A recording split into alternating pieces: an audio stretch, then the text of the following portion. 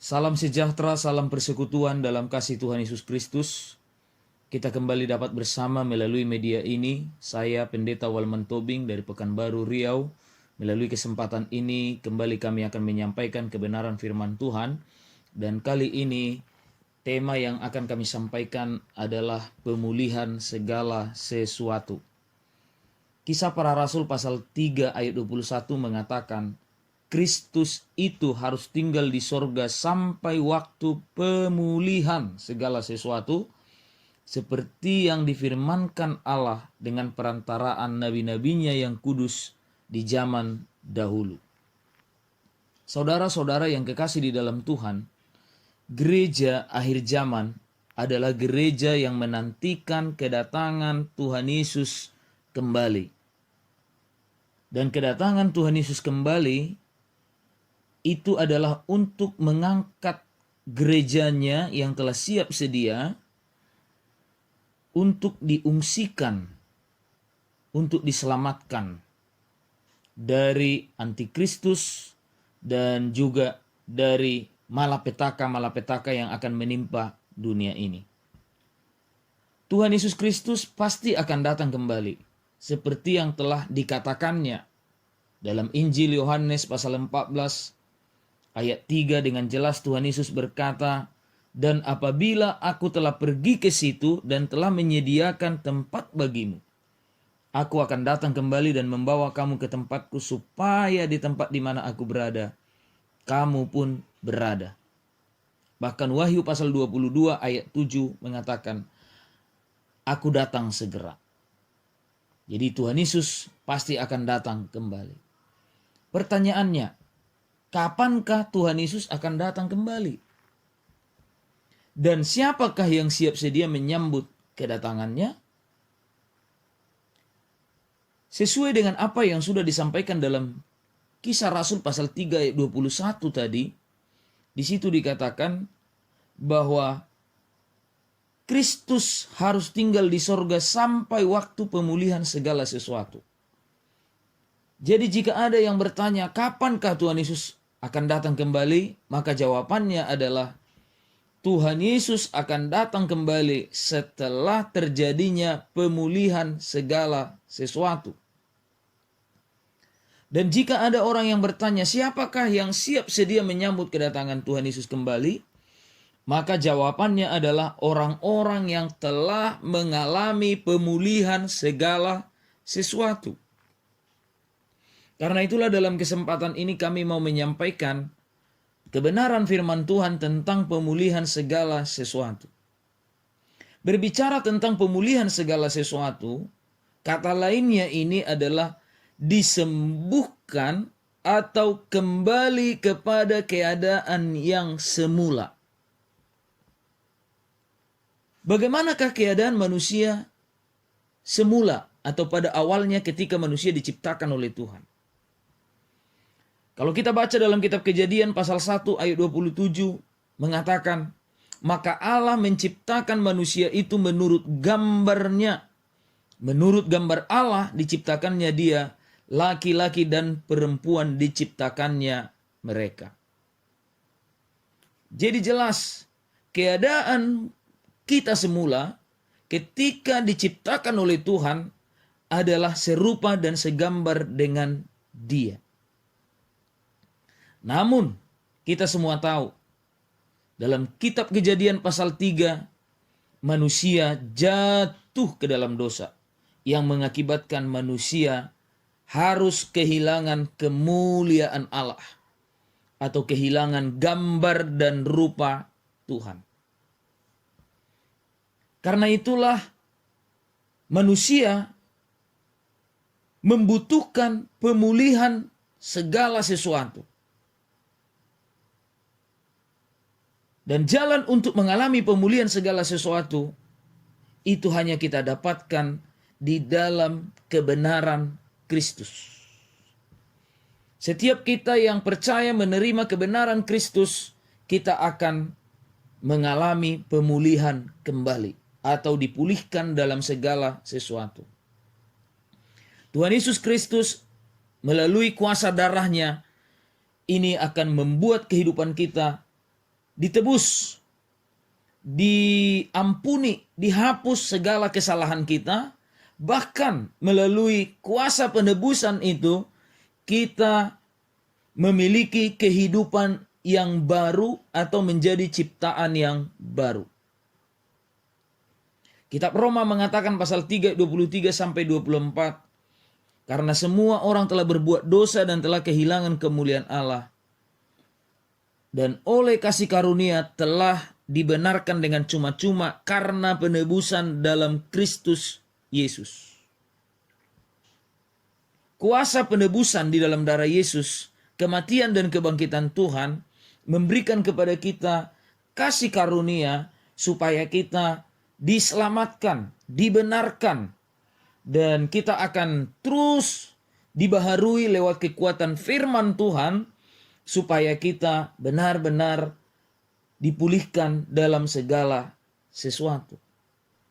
Jadi yang pertama, untuk mengalami pemulihan segala sesuatu adalah mengalami penebusan oleh darah Yesus, atau kita menjadi ciptaan baru, hidup yang baru. 2 Korintus pasal 5 ayat 17 mengatakan, jadi siapa yang ada di dalam Kristus Yesus, ia adalah ciptaan baru. Sesungguhnya yang lama sudah berlalu dan yang baru sudah datang. Yang kedua, untuk mengalami pemulihan segala sesuatu, kita harus disucikan oleh firman Tuhan. Kata lain daripada disucikan oleh firman Tuhan ini adalah kita digembalakannya. Sebab di dalam penggembalaan, di sana kita menerima firman Tuhan, suara Tuhan, dan firman Tuhan itu selalu sifatnya adalah menyucikan, menguduskan kita. Yohanes pasal 15 ayat 3 mengatakan, kamu memang sudah bersih karena firman yang telah kukatakan kepadamu. Demikian juga dalam Yohanes pasal 17 ayat 17 mengatakan, kuduskanlah mereka dalam kebenaran, firman-Mu adalah kebenaran. Kemudian Efesus pasal 5 ayat 25 dikatakan di sana bahwa Kristus mengasihi jemaatnya, dan bukti kasihnya Tuhan Yesus bagi jemaatnya, Tuhan Yesus memandikan jemaat dengan air dan firman, supaya dengan demikian jemaat ditempatkan di hadapan dirinya menjadi cemerlang, kudus, tanpa cacat atau yang kerut atau yang serupa itu, tetapi supaya jemaat kudus dan tidak bercela. Dalam ayat Yehezkiel pasal 44 ayat 23 juga mengatakan bahwa kita dikuduskan melalui pelayanan para imam. Para imam mengajarkan kepada kita mana yang benar, mana yang tidak benar, mana yang najis, mana yang tahir, mana yang kudus, mana yang tidak kudus. Karena itulah, untuk kehidupan kita dipulihkan, kita butuh disucikan lewat firman Tuhan.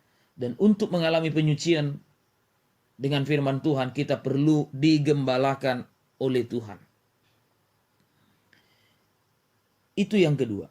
Yang ketiga, untuk mengalami pemulihan segala sesuatu, kita perlu hidup di dalam kepenuhan Roh Kudus dan pimpinan Roh Kudus. Kitab Roma pasal 8 ayat 14 mengatakan, semua orang yang dipimpin Roh Allah adalah anak Allah. Yohanes pasalnya yang ke-16 mengatakan ayat 12, kalau Roh Kudus ini ada pada kita, Roh Kudus itu akan memimpin kita kepada seluruh kebenaran. Sehingga kita akan hidup di dalam kebenaran firman Tuhan. Dan orang yang hidup di dalam seluruh kebenaran firman Tuhan, itulah pribadi-pribadi yang mengalami pemulihan segala sesuatu. Saat kita menyerahkan hidup kita dipimpin Roh Kudus, maka kita mengerti pekerjaan Roh Kudus itu adalah menginsafkan kita akan dosa, kebenaran, dan penghakiman. Itu dikatakan dalam Yohanes pasal 16 ayat 7 sampai 8. Roh Kudus juga menjadi penghibur, penolong di dalam kehidupan kita.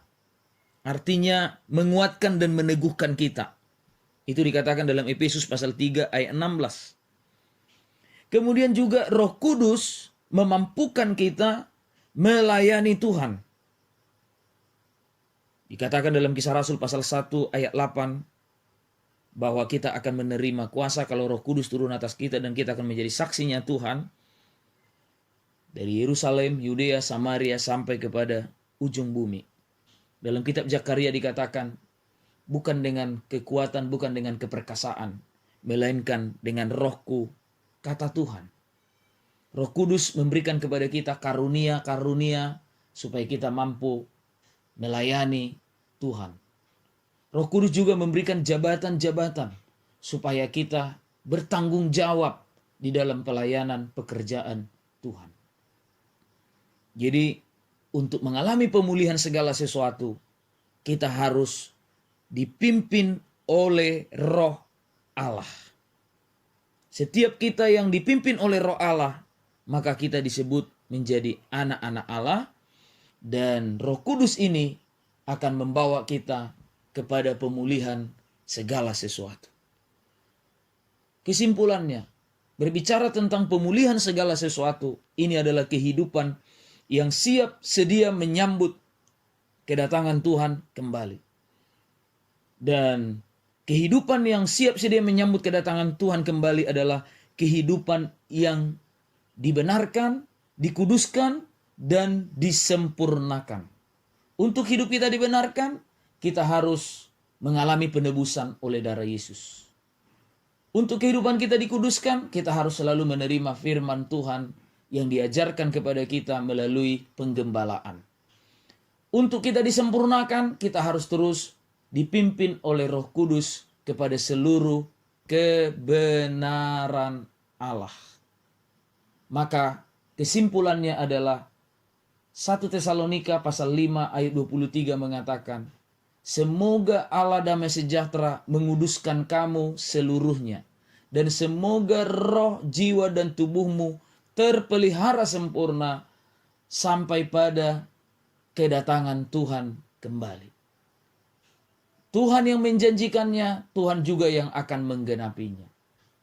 Maka melalui kesempatan ini sebagai hamba Tuhan, saya mau mengajak kita untuk kita betul-betul menerima pelayanan di akhir zaman ini, pelayanan yang akan membawa kita mengalami pemulihan segala sesuatu. Dan itu hanya kita dapatkan di dalam kebenaran Kristus. Karena kebenaran Kristus itu yang akan membenarkan kita, menyucikan kita, dan juga menyempurnakan kita hingga kita siap sedia menyambut kedatangan Tuhan Yesus pada kali yang kedua, pada hari Maranatha. Apa yang kami sampaikan ini, doa kami dapat menjadi berkat dan semakin meyakinkan kita bahwa kebenaran Kristus ini adalah kebenaran yang membawa kita untuk dipulihkan dalam segala sesuatu. Tuhan Yesus memberkati kita. Kita akan berjumpa kembali pada kesempatan yang akan datang. Shalom.